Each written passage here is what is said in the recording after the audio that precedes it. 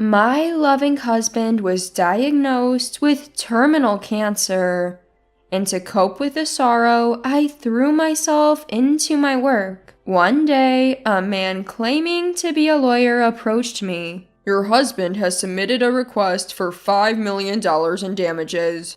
Are you having an affair while he's sick in the hospital?" The man smugly presented photos claiming to be evidence of my infidelity, but I had no idea what he was talking about. "We've already gathered evidence proving that you're the woman who's too busy dating to care for her sick husband." I was taken aback by the man's arrogant words. What could this guy possibly know about me? Feeling as if he was challenging my entire life up until now, I decided to take the man to my home to show him the truth. Along the way, I didn't forget to give a secret signal to a middle-aged woman in the neighborhood as we passed by. My name is Melissa, and I'm 27 years old. I currently run multiple web media platforms and make a living from it. What should I do about this?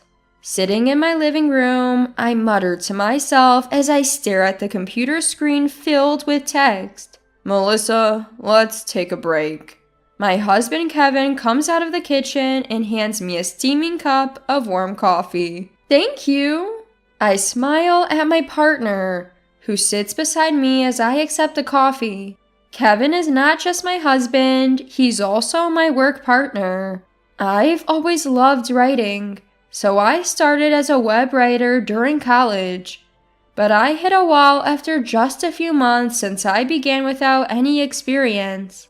A friend told me, "I know someone else who's into web writing like you," and introduced me to a man. That man would later become my husband, Kevin. Kevin also loved writing, and he'd been a writer longer than I had. So he taught me various things, from writing skills to how to get work. Initially, we were just good work colleagues, but as we spent more time together, our relationship gradually turned sweet. Before we knew it, we became indispensable to each other, transitioning from good work colleagues to beloved partners. After graduating from college, we went into business independently as web writers, and together we started to run and operate web media platforms. As our work progressed smoothly, our relationship evolved from beloved partners to one-of-a-kind family. Now, as a married couple, we mostly work from home and are always together, both for work and in our private life. When I tell this to my friends, they're surprised and ask, "Don't you get tired of being together all the time?" But whether it's because we're on the same wavelength or something else, we actually find it quite comfortable. It's probably also thanks to Kevin's calm and gentle personality. I never doubted for a second that my life with my loving husband would continue forever. One day, prompted by a friend, we decided to go for cancer screenings. We often joked that we're both so healthy, sickness isn't even in the picture. But with a friend's relative getting diagnosed with cancer, we thought this was a good time to get checked. As it turned out, I was fine, but Kevin needed further testing. By this point, a sense of unease had already set in. Kevin kept saying, "I'm fine, nothing's going to be wrong." But I couldn't shake off my worry. Then the detailed test results came back. Kevin had cancer. Moreover, the doctor told us it was at an advanced stage because it was detected late, and I collapsed right there and then. Kevin had cancer? And it's advanced? We'd had yearly checkups and nothing had ever seemed off. Sure, he had some cold-like symptoms once in a while, but Kevin always said, "I can work from home," and never really went to the doctor. If only I had noticed something back then. If only I had forced him to go to the doctor. Regrets kept flooding my mind, but then the overwhelming fear that he's going to be gone hits me, and I can't think of anything else. Kevin was admitted to the hospital immediately, and I visited him every day during my work breaks. When I came to see him, Kevin always greeted me with his calm smile. He would even happily ask about the progress of our work that we both put so much effort into. Seeing his face made me think, I have to protect this job no matter what. And even as I wiped away tears, I kept working. But every time I let my guard down, the fear that Kevin might be gone consumed me. To distract myself from the sorrow, I took on a part-time job at a nearby supermarket in addition to our web media work. Days went by like this, and a little time passed. As usual, I visited Kevin in the hospital, finished my shift at the supermarket, and was on my way home. When I get home, I need to do the web work and also clean the house. As I was walking and planning out what to do next, suddenly the world in front of me starts spinning, and I sit down in a panic. What's happening? I feel sick. My vision continues to spin and cold sweat won't stop. Feeling helpless, I sit there and suddenly hear a surprised, "Huh?" A concerned person is hurriedly approaching. A gentle hand is placed on my slumped shoulder, and a kind voice asks, "Are you all right?" Looking up, I see an unfamiliar middle-aged woman looking at me with concern. I'm feeling a bit unwell, but I'll be okay. I mumbled, trying to stand up despite my spinning vision. But the woman who catches me says, "Come this way." She almost drags me along to some place. We arrive at a familiar suburban house. Where is this? Gazing vaguely at the house, the woman says, "This is my home. Rest here for a while."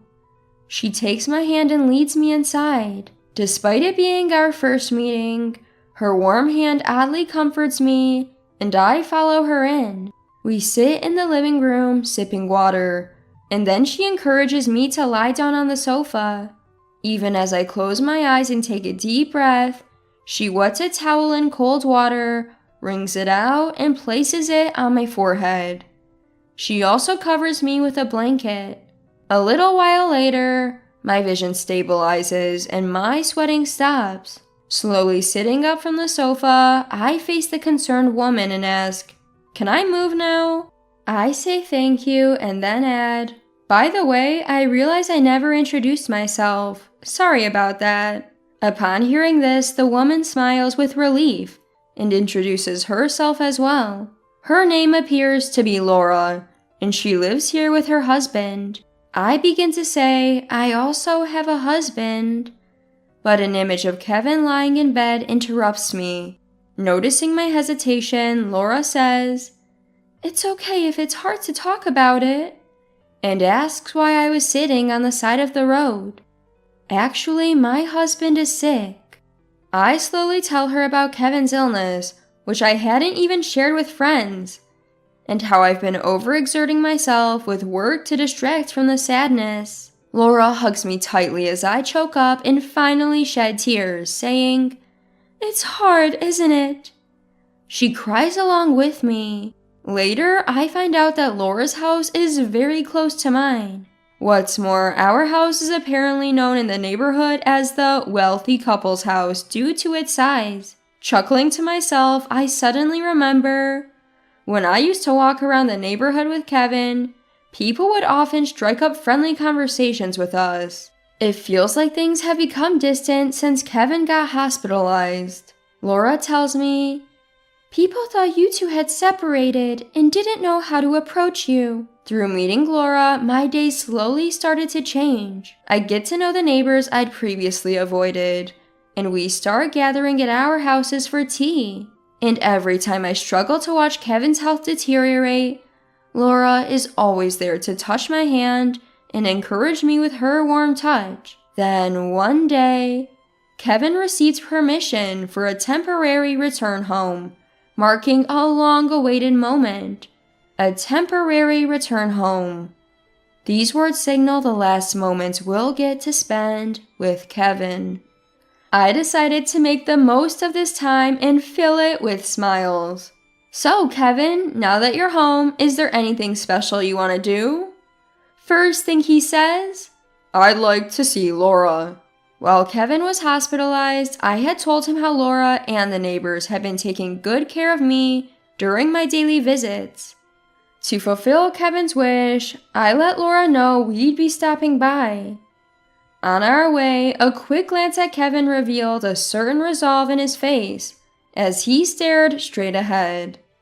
We arrive at Laura's, who welcomes us with her ever-present warm smile. She takes Kevin's hand and says, "You really are loved." Her eyes meeting mine as she smiles. Feeling a bit embarrassed, I tell Kevin, "Well, you know." Our eyes meeting, his face a mix of laughter and tears. During a break in the conversation, as I'm about to head back to the living room from the restroom, I overhear Kevin's earnest voice from the other side of the door. I listen closely and realize he's talking about me. "Please look after Melissa when I'm gone." Hearing those words, I felt a stinging pain at the back of my nose and realized tears were falling. So that's why Kevin wanted to come here. Hearing Laura's gentle, "Of course," I couldn't stop my tears. Not much later, my husband Kevin drew his last breath. While I was prepared for it, the sense of loss hit me harder than I had imagined. Laura and our neighbors kept encouraging me during my grief. After some time had passed, a renewed sense of purpose pushed me to resume my career. I even continued my part-time job at the supermarket thinking, I need to keep moving forward. And life went on, just like that for about 2 years. As I finished my shift at the supermarket, stretching my tired body, a voice came from behind. "Excuse me." Startled, I turned around to see a serious-looking man wearing glasses. Did he lose his way? Without much thought, I asked, "Can I help you?" Clearing his throat, the man smiled softly and spoke. "I apologize for the sudden intrusion. I'm a lawyer. You're Melissa, correct? May I speak with you?" A lawyer? What could he possibly want with me? Though I was puzzled, I agreed to listen. "Sure. You see, your late husband Kevin has left you a settlement of $5 million. I was surprised when the man claiming to be a lawyer mentioned Kevin's name. Even more startling was the word compensation, almost causing me to drop the bag I was holding. What? No, there must be some mistake. "Ma'am, we have all the evidence. While your husband is in the hospital, you've been having an affair, haven't you?" The man, smirking, started to talk and pulled out his smartphone. He showed me a photo. What is this? The photo showed a man and a woman, arms linked, walking away from the camera. I must admit, the woman in the photo bears a slight resemblance to me, but it's definitely a case of mistaken identity. That's not me, and I don't know that man. Besides, my husband passed away 2 years ago.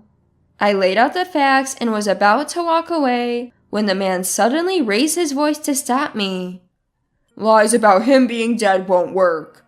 We already know you've been dating around while neglecting your sick husband." I was stunned.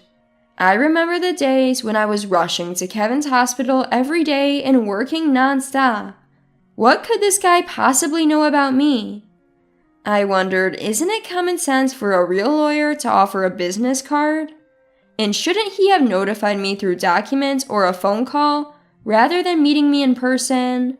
I shook my tired head and stared at that man.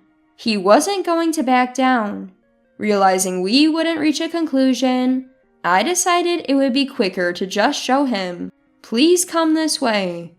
I invited the man into my home. In hindsight, it was a bold move, but I felt emotionally charged, like he was negating my entire life. As I walked home with the man, I crossed paths with Laura, who was holding a shopping bag. Laura looked surprised, but understood something when I raised my palm. She acknowledged and returned the gesture. I opened the front door and ushered the man inside. Clearly thinking he'd successfully manipulated me, the man enthusiastically said, "Let's discuss the paperwork inside." Ignoring him, I led the way to a certain room. "Please come in." It was a room with a memorial altar. Pictures of a smiling Kevin, back when he was healthy, were displayed on it. Wait, he really is dead? My husband is no longer in this world, so your claim for compensation is simply impossible. Internally, I add, he would never have done such a thing even if he were alive. Noticing a man claiming to be a lawyer out of the corner of his eye, he mutters under his breath with a pale face, "That's not what I heard. This can't be right." He then casually pulls out his mobile phone to check something. I subtly peek at the screen of the mobile phone from behind, and there I see a photo of a vibrant Kevin, taken before his battle with illness. What's the meaning of this? The fact that this man has a photo of my loved one unnerves me, and I speak in a low voice. The man starts talking hastily, as if making an excuse. According to him, he purchased information about me and Kevin, who were known as a wealthy couple in the neighborhood, from a man claiming to be an informant. His intention was to scam us. The information said, the husband of the wealthy couple is in the hospital. The wife is emotionally vulnerable. Moreover, the informant had tried to squeeze more money out of the man by feeding him a lie that your wife is cheating on you, even providing fake evidence photos to back up the claim. I had no idea he was dead. That guy tricked me. The irony of the scammer himself being scammed leaves me sighing in disbelief. Then the man who had been mumbling to himself stands up straight and looks at me with a creepy smile, saying, "Well, if I'm caught, I'm caught." A shiver runs down my spine, and I break into a cold sweat. Just as the man takes a step toward me, the sound of hurried footsteps comes from the entrance, and a moment later, several officers burst in shouting, "Police!" The tension I'd been unconsciously holding releases, and I collapsed on the spot. Thank God they made it in time. I think back to the moment when I crossed paths with Laura on the street a few minutes earlier. In reality, the hand I'd raised to Laura wasn't just a simple greeting. After Kevin's death, Laura taught me the SOS hand signal, simply a raised palm with a clenched thumb saying, "Even without words, you can say, 'Help me.'" Betting that the signal would get through, I used it. Probably understanding my SOS, Laura must have called the police. Staring at Kevin's photo on the altar, I silently apologize in my heart. I'm sorry for putting you in harm's way. In the photo, Kevin seems to be smiling as if to say, "It can't be helped." The arrested man, upon questioning, turns out to have committed multiple frauds before and will likely serve a fairly long prison sentence. I also heard that the notorious informant has been caught. A few days later, when I visited Laura's place with a thank you gift, she scolded me. "You shouldn't let a suspicious man into your house." Laura had noticed my SOS and was going to intervene, but decided it was better to let the police handle it. Then she gently taps me on the head, as if to imprint her words, "Kevin asked me to look out for you, so please don't do anything dangerous from now on." At those words, tears well up in my eyes. Ever since then, I've been living happy days, helped by Laura and the folks in the neighborhood. Today, I put my hands together in front of the photo of Kevin on the altar. Even in a world without you, there are plenty of people who help me. You can rest easy, I whisper to myself. When I gently open my eyes, there's a comforting smile that seems to watch over me. Smiling back, I say, "All right, let's get to work today," and stand up with enthusiasm.